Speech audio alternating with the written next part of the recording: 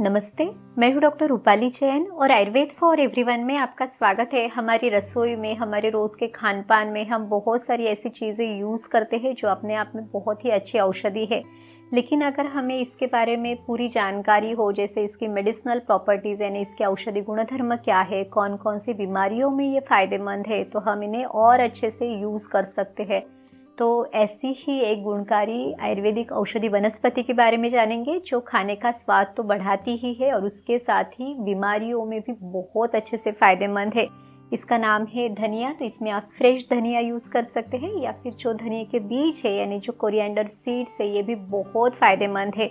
और इसकी सबसे खास बात यह है कि ये शरीर में जो वात, पित्त, कफ, ये 3 दोष है, इन तीनों को बैलेंस करने के लिए, इन तीनों का समतोल बनाए रखने के लिए मदद करती है। तो आज के वीडियो में हम इसकी पूरी जानकारी लेंगे कि इसके फ़ायदे क्या क्या है, आपने इसका सेवन किस तरह से करना है, इसका डोज कितना है, किस तरह से अलग अलग बीमारियों में आप अलग अलग रूपों में इसका सेवन कर सकते हैं। तो पूरी जानकारी के लिए हमारे साथ बने रहिए।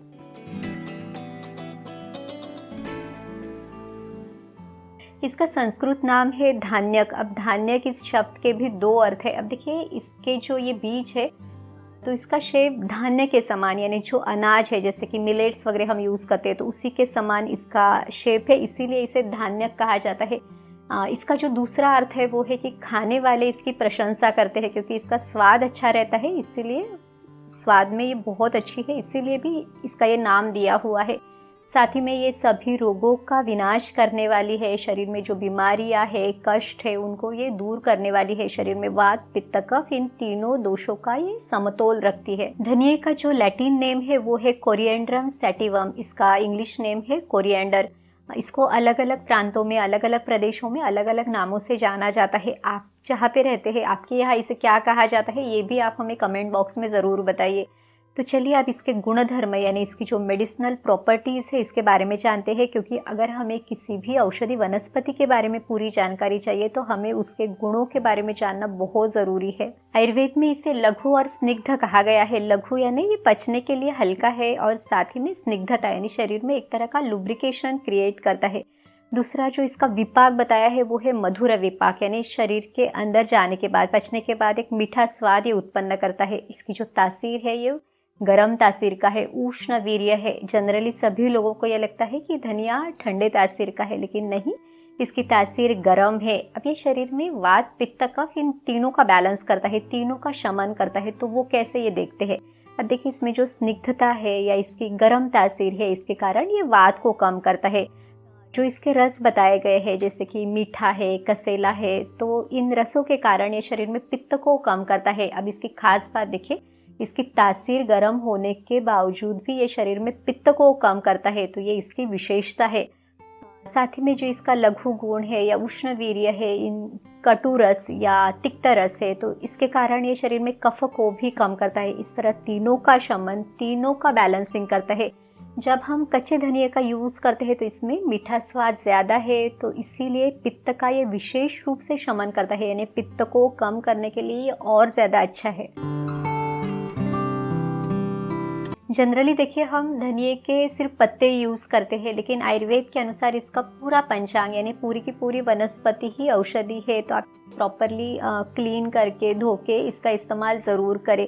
दूसरे है इसके फल। तो फलों के सूखने के बाद जो बीज निकलते हैं, जिसे कोरिएंडर सीड्स कहा जाता है, ये भी बहुत अच्छी औषधि है। इसका तेल भी औषधियों में यूज़ किया जाता है। ये जो बीज है, इसमें से एक उड़नशील तेल निकलता है, इसका नाम है कोरिएंड्रोल।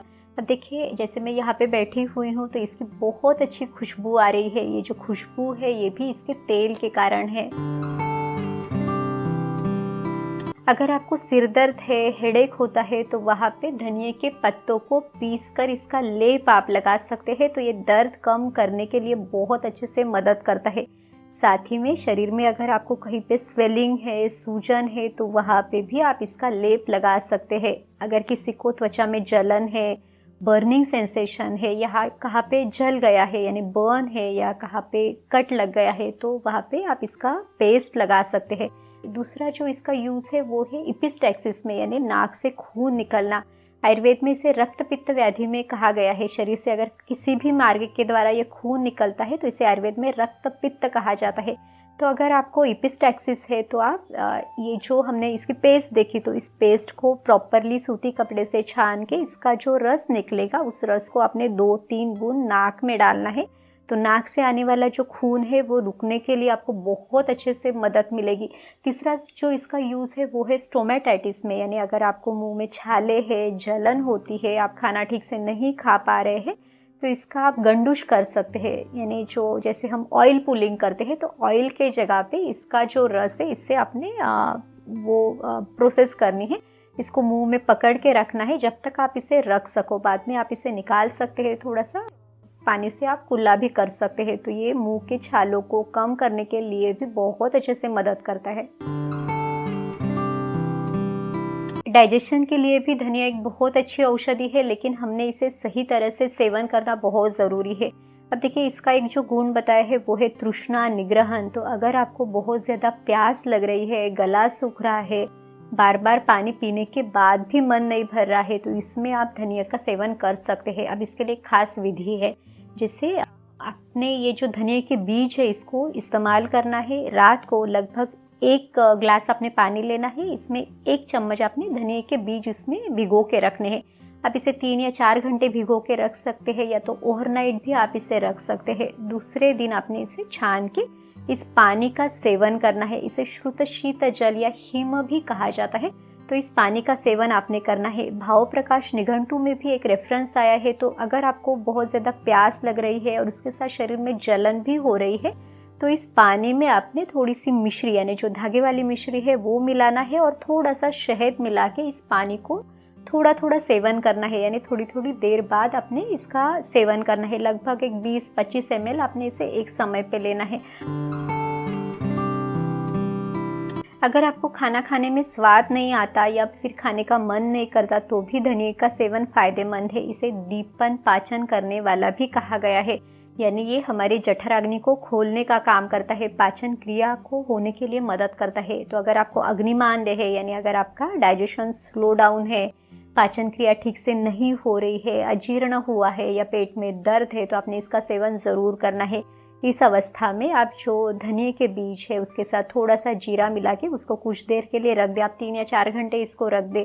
उसके बाद आपने इसे उबाल के लेना है और फिर इसमें थोड़ी सी मिश्री डाल के आपने इसका सेवन करना है। आप थोड़ी थोड़ी देर के बाद इसे ज़रूर लें। तो ये आपकी भूख को खुलने के लिए, जो अजीर्ण हुआ है, खाना ठीक से पचा नहीं है, उसको पचाने के लिए मदद करता है। धनिया का जो अगला फ़ायदा है वो है कि इसे ग्राही कहा गया है। तो अगर आपको जुलाब हो रहे हैं, पतले दस्त है, जिसे आयुर्वेद में अतिसार या प्रवाहिका कहा जाता है, तो इस पतले दस्त को रोकने के लिए, शरीर में जो डिहाइड्रेशन हुआ है उसको कम करने के लिए भी ये बहुत अच्छे से मदद करता है। यूरिन से संबंधित भी बहुत सारी समस्याओं में धनिया का सेवन फायदेमंद है। तो अगर आपको यूरिन में जलन होती है या दर्द रहता है, पेशाब पूरी तरह से नहीं हो रही, या ड्रिपलिंग है, या बार बार आपको जाने का मन होता है, किसी को अगर रीनल कैलकुलस यानी किडनी स्टोन है, तो इन सभी अवस्थाओं में आपने धनिया का सेवन करना है। तो इसके लिए आपने मिट्टी के बर्तन में 1 गिलास पानी और उसमें आपने धनिया के बीज भिगो के रखने हैं। दूसरे दिन इसको छान के इसका थोड़ी थोड़ी देर के बाद आपने सेवन करना है।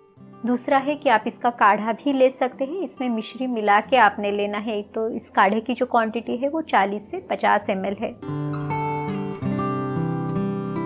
बुखार यानी फीवर के लिए भी धनिया का सेवन फायदेमंद है। तो इसमें अगर आपको बुखार के साथ साथ बहुत ज़्यादा शरीर में जलन होती है या बहुत ज़्यादा प्यास लग रही है, सिर दर्द है, तो इस तरह के लक्षणों में इसका सेवन बहुत ही फायदेमंद है। जो हमने आपको पहले इसका मिश्री और शहद मिला के जो उपयोग बताया, उस तरह से आपने धनिया के पानी का सेवन करना है। इसको थोड़ी थोड़ी देर बाद आपने लेना है। अब देखिए, इससे स्वेटिंग होने के लिए मदद मिलती है, यहाँ तक कि यूरिन के फ्लो को भी ये बढ़ाता है। तो स्वेटिंग के थ्रू, यानी पसीने के द्वारा या यूरिन के द्वारा शरीर में जमा जो दोष है उनको ये शरीर से बाहर निकलता है। तो डिसीज से जल्दी रिकवर होने के लिए, यहाँ तक कि रिकवरी फेज में भी शरीर को स्ट्रेंथ बनाए रखने के लिए, प्रॉपर हाइड्रेशन बनाए रखने के लिए बहुत अच्छे से मदद करते हैं। लंग्स के लिए भी ये फायदेमंद है। जैसे हमने पहले इसका जो रस देखा, यानी जैसे कसेला रस, थोड़ा सा कड़वा तीखा रस इसका है, या इसमें हल्कापन है, लघु गुण है, इसकी तासीर गर्म है, तो इन सभी के कारण ये कफ को कम करता है। तो अगर आपको बहुत पुरानी सर्दी है या तमक श्वास यानी सांस लेने में आपको दिक्कत है, अस्थमा जैसी तकलीफ है, इसके साथ ही अगर आपको जैसे बुखार है और बुखार में आपको खांसी है, शरीर में जलन है, तो सभी अवस्थाओं में इसका सेवन आप कर सकते हैं। इसमें जो धनिए का काढ़ा है वो आपने लेना है, इसमें मिश्री मिला के आप ले सकते हैं। दूसरा है जो धनिए का पाउडर है यानी जो कोरिएंडर पाउडर है, ये भी लगभग आधा से 1 चम्मच की मात्रा में इसमें भी थोड़ी सी मिश्री मिला के अगर आप लेते हैं तो इन तकलीफ़ों में भी ये बहुत अच्छे से फ़ायदा करता है। धनिए का कषाय रस है यानी इसका कसेला स्वाद है, इसी के कारण ये शुक्र शोषण का भी काम करता है। तो पुरुषों में कामोन्माद जैसी अवस्था में यानी जिन पुरुषों को काम इच्छा बहुत ज़्यादा होती है या फिर स्वप्न दोष है, तो वो लोग इसका सेवन कर सकते हैं, उनको भी इसका फ़ायदा मिलेगा। सिर्फ आपने इसको बहुत लंबा नहीं चलाना है, 8 से 10 दिन लेने के बाद आप इसे बंद कर सकते हैं। जिन महिलाओं को सफ़ेद पानी की यानी जो श्वेत प्रदर कहा जाता है, वो भी इसका सेवन कर सकते हैं। तो जो रात भर भिगोया हुआ ये जो धनिए का बीज है, इसको सुबह छान के वो जो पानी है वो आप अनुपान के रूप में ले सकते हैं, यानी जो आपकी सफ़ेद पानी की जो भी औषधियाँ चलेगी उसके साथ आपने इस पानी को लेना है। धनिया बीज का एक और अच्छा फ़ायदा है, वो है मस्तिष्क का बल है, यानी ये नाड़ी संस्थान के लिए, नर्वस सिस्टम के लिए एक बहुत अच्छी औषधि है। तो इसके लिए आपने इसे शिरपाक विधि से लेना है, यानी दूध उसमें पानी डाल के उसमें आपने इन बीजों को पकाना है। जब तक ये दूध ना बचे तब तक आपने इसे उबालना है और फिर छान के इसका सेवन करना है। मूर्छा, भ्रम, स्मृति ह्रास यानी जिन लोगों को जैसे कि चक्कर आती है, वर्टिगो जैसे सिम्टम है, या फिर जिनकी याददाश्त कम हुई है, तो इन सभी अवस्थाओं में ये फ़ायदेमंद है। यहाँ तक कि जिन लोगों को जोड़ों में दर्द है या नर्व्स रिलेटेड कुछ प्रॉब्लम है, तो वो इन बीजों का जो तेल है उसका सेवन भी कर सकते हैं। इसकी मात्रा है 1 से 4 बूंद, इसको भी आप थोड़ी सी मिश्री के साथ सेवन कर सकते हैं।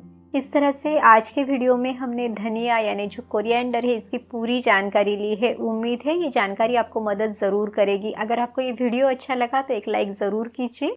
तो चलिए फिर मिलते हैं अगले वीडियो में। आयुर्वेद को अपनाइए, स्वस्थ रहिए। नमस्ते।